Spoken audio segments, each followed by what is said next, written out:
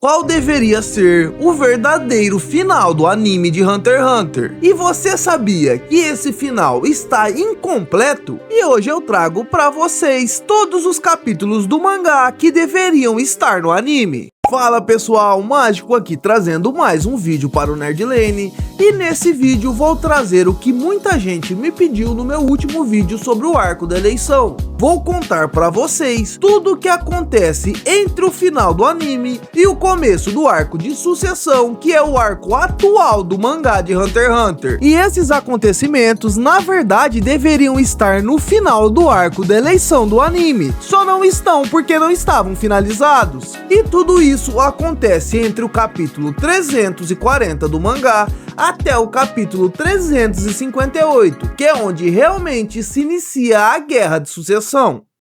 Dando um pouco de contexto, logo após o momento que se encerra o anime e começa o mangá, a primeira coisa que vemos é que uma nação chamada Kakin inicia uma expedição por conta própria para o continente negro. E o grande idealizador dessa expedição é ninguém mais e ninguém menos que o filho do presidente Netero, Beyond Netero. O que surpreende todo mundo, pois nem os Zodíacos sabiam que Netero tinha um filho. Após isso, é nos mostrado um vídeo que Netero deixou gravado para os Zodíacos, meio que já prevendo que Beyond Netero faria isso. E nesse vídeo, ele indiretamente ordena os Zodíacos que fiscalizem e vigiem Beyond durante essa viagem ao continente negro. Então, de certa forma, Netero acabou de colocar os Zodíacos também indo diretamente ao continente negro. E após o arco da eleição, como vemos, tanto Jin quanto Pariston não fazem mais parte do Zodíaco. E isso é confirmado logo nesse início.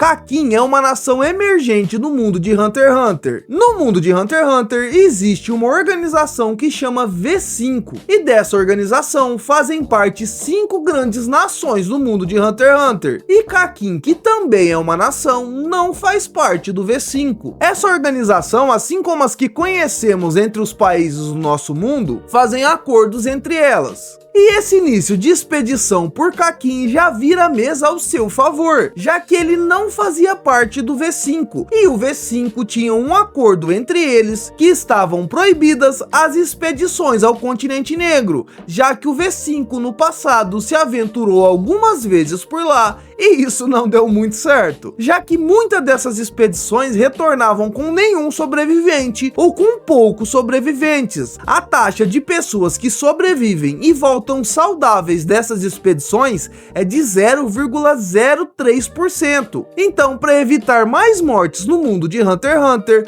o V5 decidiu proibir essas idas ao continente negro. Porém, para a manutenção da paz, é necessário que o V5 haja com Kakin de forma diplomática. E a única forma que eles encontram de fazer isso é transformar Kakin em uma das nações do V5, transformando assim no V6, e de certa forma fiscalizar e colocar alguns requisitos para essa viagem. E é justamente nesse momento que é criado o falso continente negro, que será o lugar onde a maior parte das pessoas realmente irá, ao invés delas irem para o continente negro. Óbvio que as grandes figuras de Kakin irão para o continente negro, mas como eles recrutaram praticamente o mundo inteiro, o V5 precisava de uma forma para lidar com isso, e eles criaram o falso continente negro, um lugar que é próximo ao continente negro, mas ainda não está realmente dentro do continente negro. Kakin busca ir para o continente negro por 2 motivos principais. O primeiro é que, como vamos descobrir ao longo dos capítulos, existem muitos recursos naturais valiosos no continente negro. E o outro ponto é que o rei de Kakin também está buscando entrar para a história do mundo, ao ser o primeiro governante que vai conseguir explorar o continente negro. E para levar todo esse povo para o continente negro,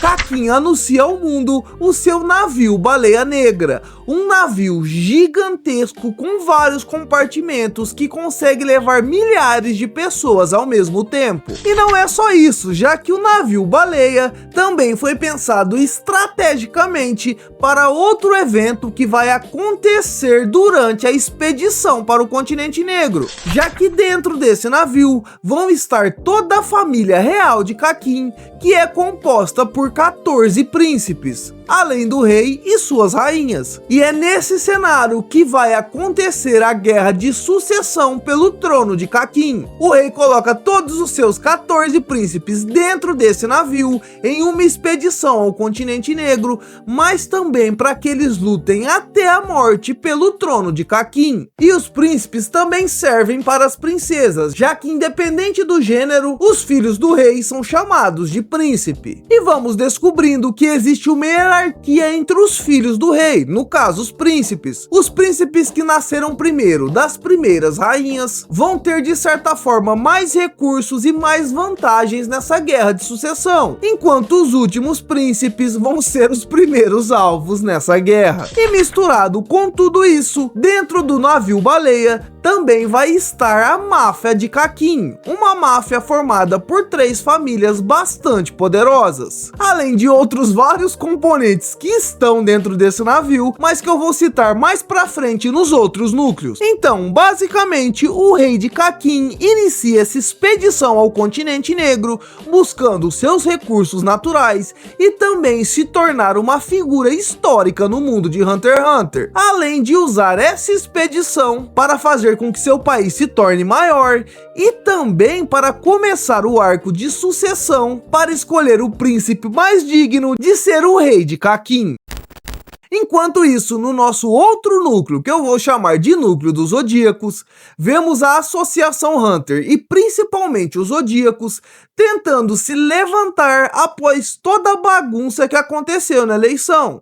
Pariston e Jin saíram dos Zodíacos. A eleição de Shidow não foi tão bem aceita assim pelos Hunters, o que fez com que eles perdessem bastante Hunters. E como se desgraça pouca não fosse bobagem, enquanto os Zodíacos estão na sede da Associação Hunter, vemos a chegada de Beyond Netero diante deles. E ele só diz o seguinte: digam ao V5 que vocês capturaram Beyond Netero. Esse cara é forte pra caramba, e eu tô falando e tem gente que não acredita. E vamos descobrir que tudo isso faz parte do plano de Beyond, e Beyond é um baita personagem, é aquele tipo de personagem extremamente magnético. Enquanto ele vai falando, você vai tentando cada vez mais saber sobre ele. Mesmo ele estando diante dos Zodíacos e sendo um prisioneiro, ele parece sempre estar no controle da situação. E fica claro que ele previu tudo o que aconteceria, tanto quanto a morte do seu pai, e eu tenho uma teoria que explica isso, vou deixar passando aí, assim como todas as repercussões que aconteceriam quando Kakin anunciasse a sua expedição ao continente negro. Ele sabe que o V5 não poderia impedir Kakin de ir para o continente negro, então ele se alia com o rei de Kakin,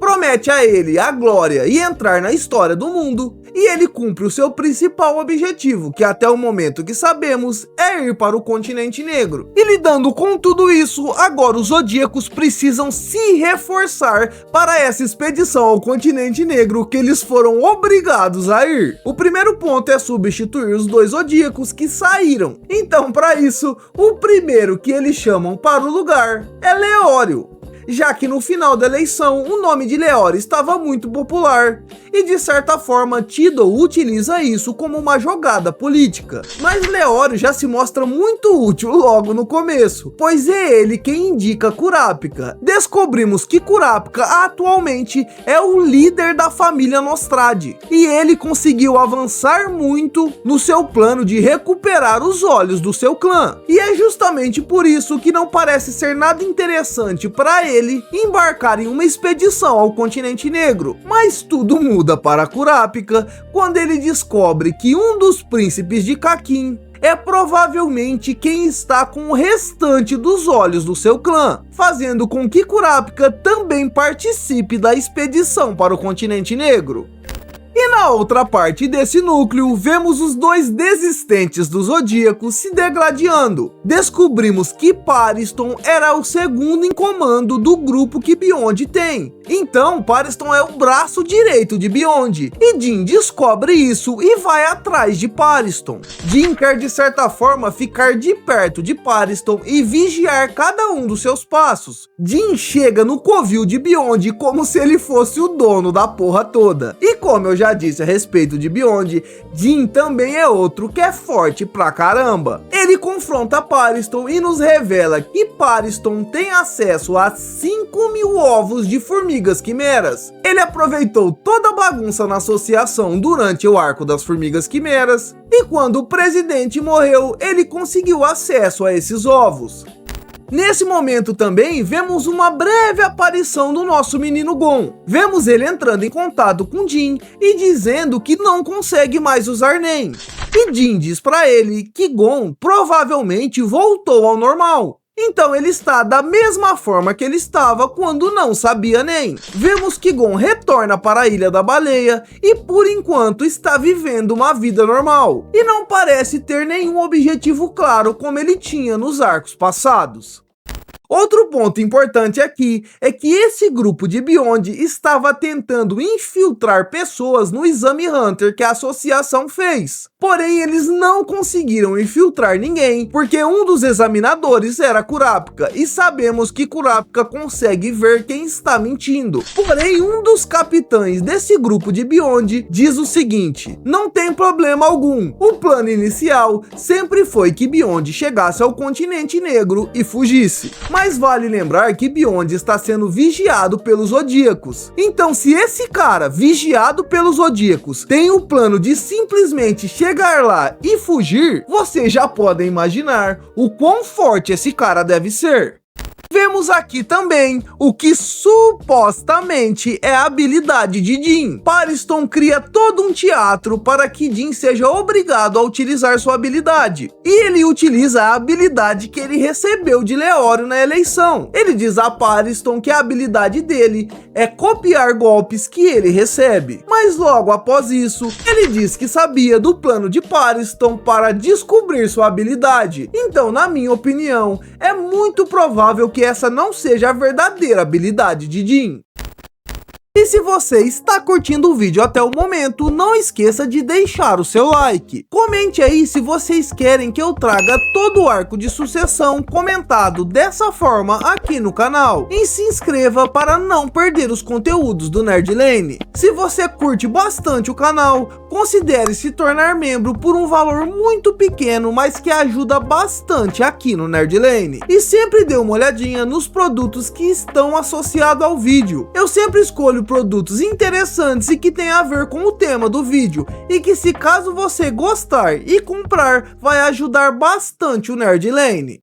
Esse núcleo aqui, mais pra frente no mangá, acaba desaparecendo completamente. Sabemos que de alguma forma eles estão indo para o continente negro, Jin e Pariston, mas não sabemos como. Os objetivos principais de Jin nesse arco que está acontecendo é chegar no continente negro, mas também vigiar Pariston de perto. E é justamente por isso que eu acredito que a teoria de que Pariston e Beyond tramaram a morte de Netero faz todo sentido. E todo esse núcleo que eu contei pra vocês deveria ser o final do anime de Hunter x Hunter. O arco da eleição deveria terminar justamente aqui, com os Zodíacos, Jin e Kakin partindo para a expedição ao continente negro. Mas como esses capítulos não estavam escritos na época, o anime teve que adaptar apenas o final de Gon e alguma coisinha do Killua e da eleição.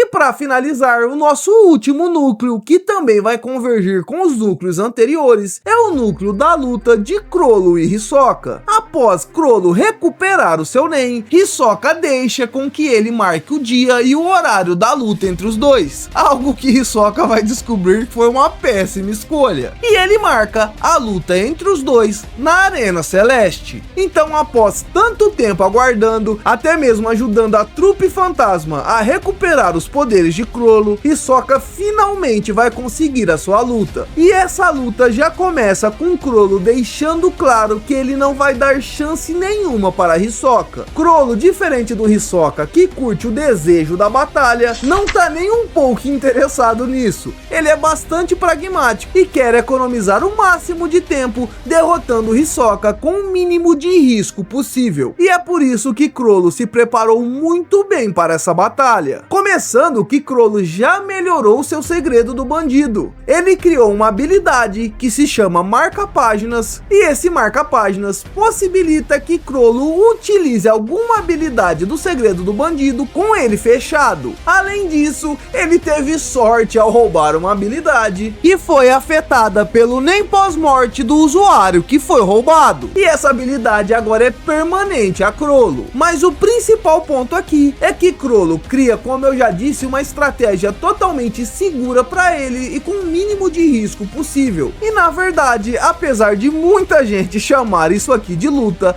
isso é uma execução pública de Hisoka. Hisoka nunca teve chance de vencer Chrollo nas condições dessa batalha. O segredo do bandido já é uma das habilidades mais fortes de Hunter x Hunter. E ela é muito, mas muito mais forte quando ele tem tempo de preparação e informação sobre seu adversário. E é justamente isso que acontece nessa luta. Hisoka não tem chances e ele acaba morrendo.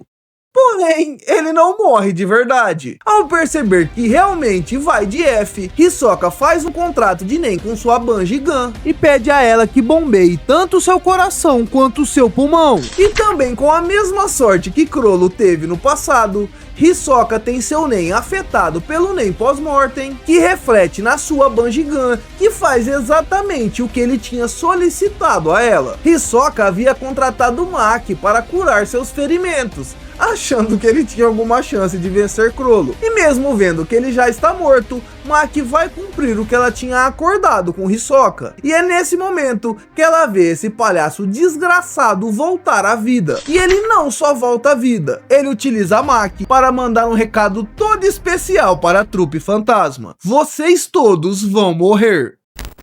E logo após isso, é justamente o que ele faz. Aproveitando que Shaunark e Kurtop não estavam com suas habilidades, já que eles tinham emprestado a Chrollo, Hisoka facilmente elimina os dois. Só que é justamente a eliminação desses dois membros da aranha que vai jogar toda a trupe fantasma diretamente para dentro do navio baleia, já que agora Chrollo quer ir atrás de Hisoka para se vingar da morte dos seus companheiros, e ele também queria roubar os tesouros nacionais de Kakin, que vão estar no navio baleia. Uma coisa importante é que Chrollo começa essa ideia de roubar os tesouros antes mesmo de saber da morte dos seus companheiros, porém essas mortes reforçam essa missão para ele, já que roubar os tesouros de Kakin, de certa forma, é uma condição para que ele melhore o segredo do bandido. Condição essa que ainda não sabemos. E no episódio 358, após a luta de Hisoka e Chrollo, é que vemos realmente o início da expedição, que será também o início do arco de sucessão que está atualmente ocorrendo no mangá.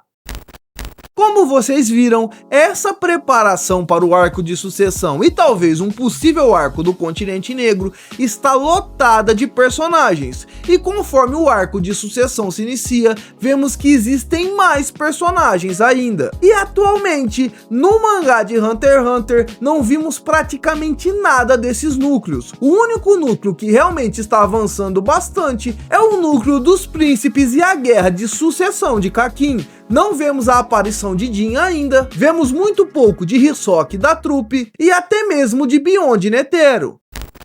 Mas um ponto importantíssimo aqui é que todos esses acontecimentos que eu trouxe para vocês nesse vídeo, do capítulo 340 até o 358 do mangá, na verdade deveriam ser o final do arco da eleição no anime de Hunter x Hunter, e eles só não foram porque esses capítulos não estavam finalizados naquela época. Basta você analisar tudo que eu trouxe nesse vídeo e você vai perceber que esses capítulos são um grande gancho para os os acontecimentos que virão em Hunter x Hunter, talvez com exceção da luta de Chrollo e Hisoka, mas que ainda assim vão desencadear muitos eventos para a história de Hunter x Hunter. Então o arco da eleição de Hunter x Hunter deveria ter tido pelo menos mais uns 10 episódios para encerrar o arco da eleição, com todas as questões políticas e a aparição de Beyond, e aí sim iniciar o arco de sucessão.